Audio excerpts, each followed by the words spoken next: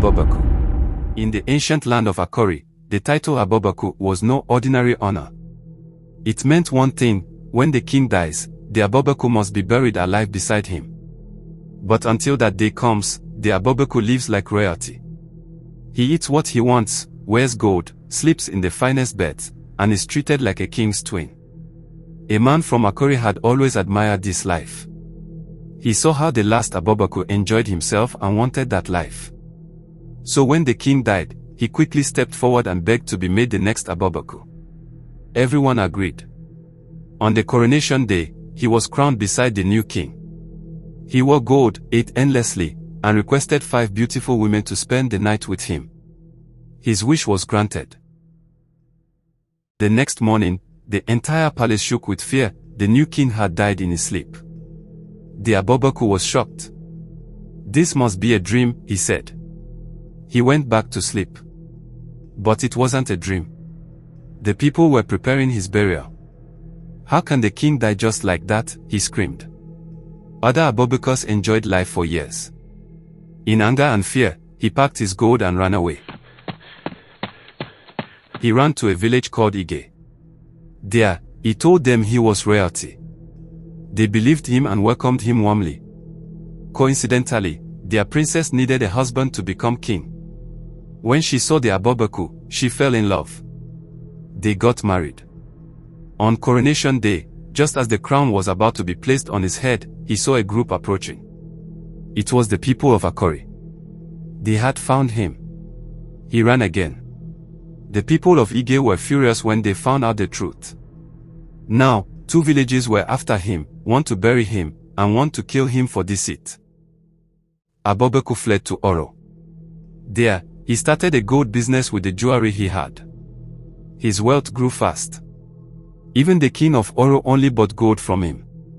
One day, the king gave him a huge amount of money to buy gold for other royals.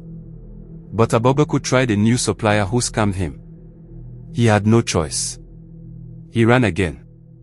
Now 3 villages haunted him: Akori, Ige, and Oro. He found himself in a village called Odin. Unknown to him, they sacrificed one stranger every week, but only strangers who walked into the village by themselves.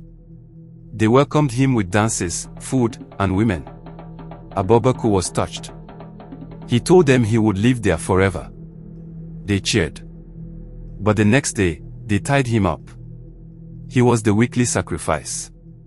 He cried, confused.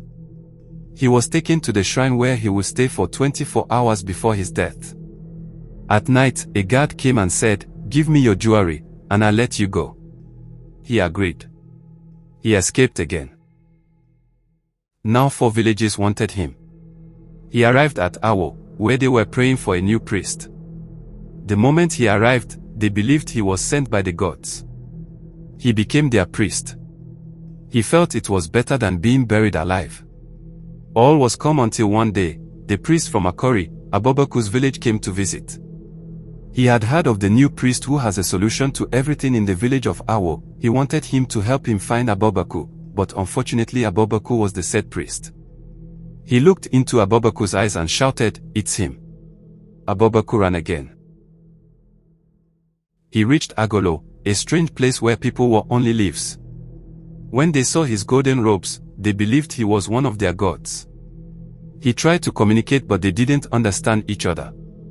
They locked him in a room and came to worship him daily.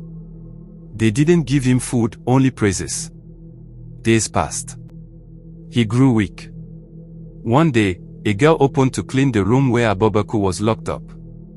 This was an opportunity to escape. He hit her with a rod and ran. In the forest, a wild animal attacked him. He fainted in shock. A hunter saved him. But when he woke up, he was surrounded. He was back in Akori. The people of Akori thanked the hunter. "He is ours," they said. "We've been searching for him." Abobaku begged, cried, and pleaded. But his fate was sealed. Just as Abobaku was about to be buried, a loud cry echoed through the crowd. Everyone turned, shocked. Who could that be? The princess of Ige arrived, flanked by soldiers and holding the hand of a small child. She stepped forward and declared, "He cannot be buried or killed. He is the father of my child, and according to the laws of Ige, no man can die while his heir is still a child. He must come with us to raise his son and claim his rightful place on the throne." Before the elders could respond, the king of Oro arrived, anger burning in his eyes. "He cannot go anywhere," he barked. "He owes my kingdom a fortune. He must repay the gold money he squandered before any talk of mercy." Moments later, the people of Odin stormed in, looking desperate and weary. Their leader shouted, "Our land has been cursed since our weekly sacrifice escaped. The gods are angry, and he must return with us to be offered, or our suffering will never end." Then came the delegation from Awo, their faces stern and unrelenting. "This man deceived our gods and defiled our shrine," they said. "He must be handed over to us to face judgment. No kingdom shelters a liar who wore the robes of a priest." As if that wasn't enough, a group of strangely dressed people from Agolo emerged. Though they spoke no understandable language, they bowed repeatedly to Abobaku and gestured with reverence. Through signs and murmur translation, the meaning became clear. They believed Abobaku was their god, and the others had kidnapped him. They begged to take him home in peace. The crowd erupted into chaos. Each group shouted their claims, none willing to back down. But as the noise rose and arguments fled, Abobaku was gone. Somehow, in the middle of the madness, he had vanished once again. They searched. They screamed. But there was no trace of him.